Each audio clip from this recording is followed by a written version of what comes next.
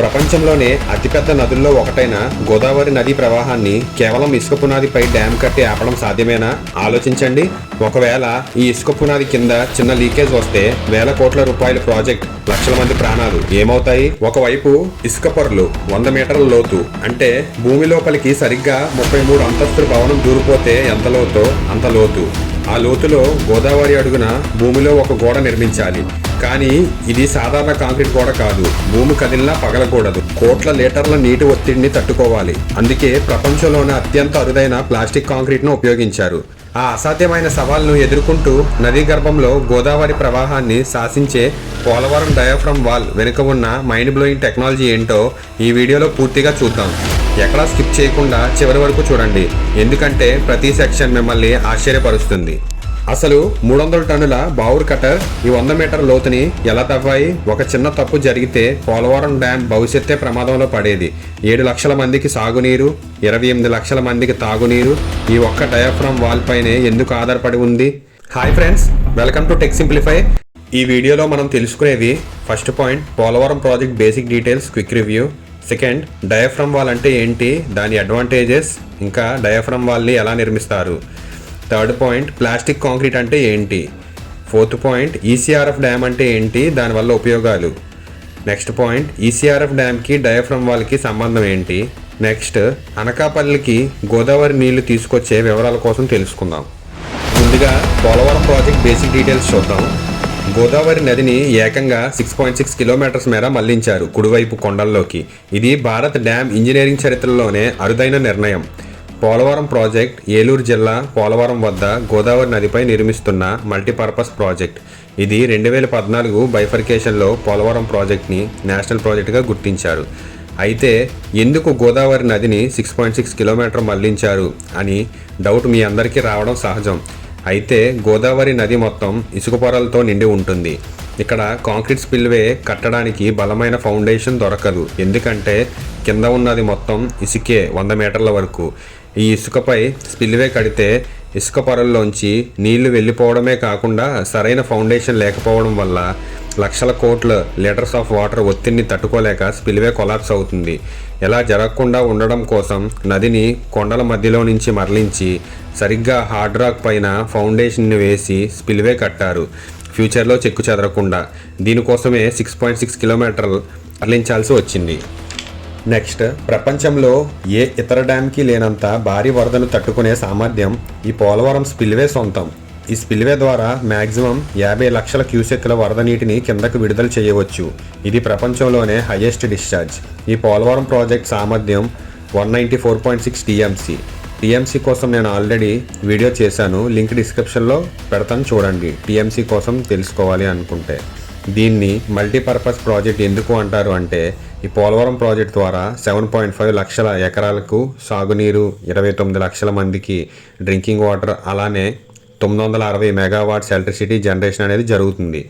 ఈ పోలవరం డ్యామ్కి left main canal, right main canal అనే 2 కెనాల్స్ ఉన్నాయి. Right main canal present Polavaram dam నుంచి విజయవాడ కృష్ణా నది వరకు ఉంది. దీని ద్వారా 80 టీఎంసీలు గోదావరి వాటర్ కృష్ణా నదిలో కలుస్తుంది. Left main canal present Polavaram dam నుంచి విశాఖపట్నం వరకు ఉంది. ఇప్పుడు మనం పోలవరం డయాఫ్రమ్ వాల్ గురించి చూద్దాం.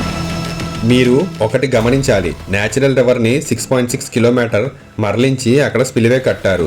ఇలా మరలించడానికి న్యాచురల్ రివర్పై కట్టేదే ఈసీఆర్ఎఫ్ డ్యామ్. ఈ గోదావరి న్యాచురల్ రివర్లో ఇసుక పొరలు చాలా లోతుగా ఉంటాయి, సుమారు 100 మీటర్లు. ఇటువంటి ఇసుక నేలల్లో ఈసీఆర్ఎఫ్ కన్స్ట్రక్ట్ చేస్తే నీరు డ్యామ్ కింద నుండి లీక్ అయ్యి ఫెయిల్యూర్ అవుతుంది. ఈ నీటి లీకేజీని పూర్తిగా నిరోధించడానికి రివర్ బెడ్లో హార్డ్ రాక్ వచ్చే వరకు భూమిలోకి కన్స్ట్రక్ట్ చేసే స్ట్రాంగ్, ఇంకా water leak proof plastic concrete వాల్నే డయాఫ్రమ్ వాల్ అంటారు. ఈ డయాఫ్రమ్ వాల్ లెంత్ 1372 మీటర్లు, ఇంకా విడ్త్ వచ్చేసి 1.5 మీటర్స్, డెప్త్ వచ్చేసరికి హార్డ్ రాక్ తగిలినంత వరకు సుమారు 100 మీటర్లు. మనం ముందు మాట్లాడుకునే విధంగా ఇప్పుడు డయాఫ్రమ్ వాల్ కన్స్ట్రక్షన్ ప్రొసీజర్ చూద్దాం. డయాఫ్రమ్ వాల్ కన్స్ట్రక్షన్ కోసం బావుర్ హైడ్రాలిక్ ట్రెంచ్ కటర్ యూజ్ చేశారు. ఈ పిక్చర్లో చూపించిన విధంగా ఎక్స్కవేషన్ కోసం. ఎక్స్కవేషన్ కరెక్ట్గా జరగడం కోసం కాంక్రీట్ గైడ్ వాల్స్ నిర్మిస్తారు. టాప్లో both sides diaphragm wall width 1.5 metres gap ఉంచి మధ్యలో ఈ ఇమేజ్లో చూపించిన విధంగా ఈ భారీ Bauer hydraulic trench cutter use చేసి హార్డ్ రాక్ తగిలే వరకు భూమిలోకి ఎక్స్కవేషన్ చేయాల్సిందే. ఈ ఎక్స్కవేషన్ ప్రాసెస్ జరిగేటప్పుడు పక్కనున్న ఇసుక మట్టి కొలాప్స్ అవ్వకుండా ఉండడానికి హై డెన్సిటీ లిక్విడ్ బెంటనైట్ స్లర్రీతో ఎక్స్కవేషన్ చేసిన గొయ్యిని నింపుతారు. ఇది గోడల చుట్టూ ఒత్తిడిని పెంచి కొలాప్స్ అవ్వకుండా చూస్తుంది. ఈ బెంటనైట్ స్లర్రీకి ఉన్న హై డెన్సిటీ క్వాలిటీ వల్ల. ఈ డయాఫ్రమ్ వాల్కి యూజ్ చేసే కాంక్రీట్ ప్లాస్టిక్ కాంక్రీట్ అంటే మనం మామూలుగా మన ఇల్లు నిర్మాణానికి వాడే గట్టి కాంక్రీట్ కాదు. ఈ కాంక్రీట్లో సిమెంట్, శాండ్, పిక్కతో పాటు బెంటనైట్ క్లే అనే ప్రత్యేకమైన జిగురు మట్టిని కలుపుతారు. ఈ బెంటనైట్ క్లే కలపడం వల్ల కాంక్రీట్ గట్టిపడిన తర్వాత కూడా కొంచెం ఫ్లెక్సిబిలిటీ కలిగి ఉంటుంది. అంటే భూమి కదిలినప్పుడు క్రాక్ అవ్వకుండా మగ్గే గుణం, ఇంకా వాటర్ సీపేజ్ అవ్వకుండా చూసుకుంటుంది. అందుకే దీన్ని ప్లాస్టిక్ కాంక్రీట్ అంటారు. హార్డ్ రాక్ వచ్చాక ట్రెమీ పైప్ ఈ ట్రెంచ్ బాటమ్కి ఇన్సర్ట్ చేసి ప్లాస్టిక్ కాంక్రీట్ని పోస్తారు ఈ ట్రెంచ్ పైప్లోకి. ఈ ప్లాస్టిక్ కాంక్రీట్ నేరుగా ఈ పైప్ ద్వారా ట్రెంచ్ బాటమ్కి వెళ్తుంది. ఇక్కడ కాంక్రీట్ బెంటనైట్ స్లర్రీ కన్నా కూడా హై డెన్సిటీ, సో కింద నుంచి ఫిల్ అవుతూ వస్తుంది. పైపు అలా పైకి లేపుతారు కాంక్రీట్ వేసుకుంటూ. ట్రెంచ్లో ఉన్న బెంటనైట్ స్లర్రీ పైకి వచ్చేస్తుంది ఈ పిక్చర్లో చూపించిన విధంగా. ఇలానే మొత్తం డయాఫ్రమ్ వాల్ కాంక్రీట్ మొత్తం కంప్లీట్ చేస్తారు. జర్మనీకి చెందిన బావుర్ కంపెనీ ఇంకా మెగా ఇంజనీరింగ్ కంపెనీ కలిసి ప్రపంచంలోనే అత్యంత ఆధునిక యంత్రంతో ఈ 1372 మీటర్స్ డయాఫ్రమ్ వాల్ని కేవలం 14 నెలల్లోనే కంప్లీట్ చేశారు. ఇప్పుడు ఈసీఆర్ఎఫ్ డ్యామ్ గురించి తెలుసుకుందాం. ఈసీఆర్ఎఫ్ డ్యామ్ అంటే ఎర్తకమ్ రాక్ఫిల్ డ్యామ్, మట్టి మరియు రాళ్లతో నిర్మించే ప్రధాన ఆనకట్టు.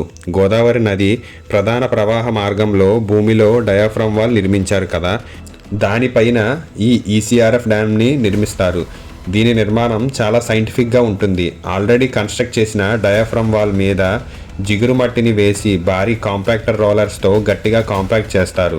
ఈ జిగురు మట్టి ఈసీఆర్ఎఫ్ డ్యామ్కి కోర్ లాంటిది. నెక్స్ట్ ఈ మట్టికి ఇరువైపులా డిఫరెంట్ సైజెస్ ఆఫ్ స్టోన్స్ని లేయర్స్గా అమర్చుతారు ఈ ఇమేజ్లో చూపించిన విధంగా.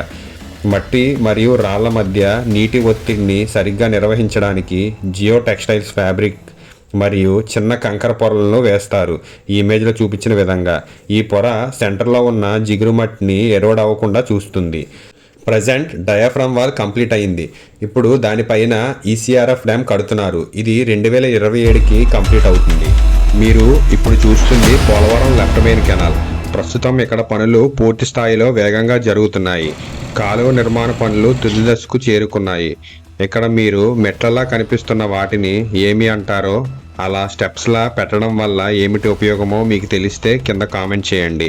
అయితే ముఖ్యంగా ఎల్నినో ప్రభావం కారణంగా ఎదురయ్యే నీటి సమస్యలను దృష్టిలో పెట్టుకొని అనకాపల్లి జిల్లాకు నీటిని అందించేందుకు ఈ పనులు వేగంగా పూర్తి చేస్తున్నారు. ముఖ్యమంత్రి గారి ఆదేశాల ప్రకారం ఈ ఆగస్టు నెల చివరిలో అనకాపల్లి జిల్లాకు నీటిని విడుదల చేయాలనే లక్ష్యంతోనే ఈ పనులు కొనసాగుతున్నాయి.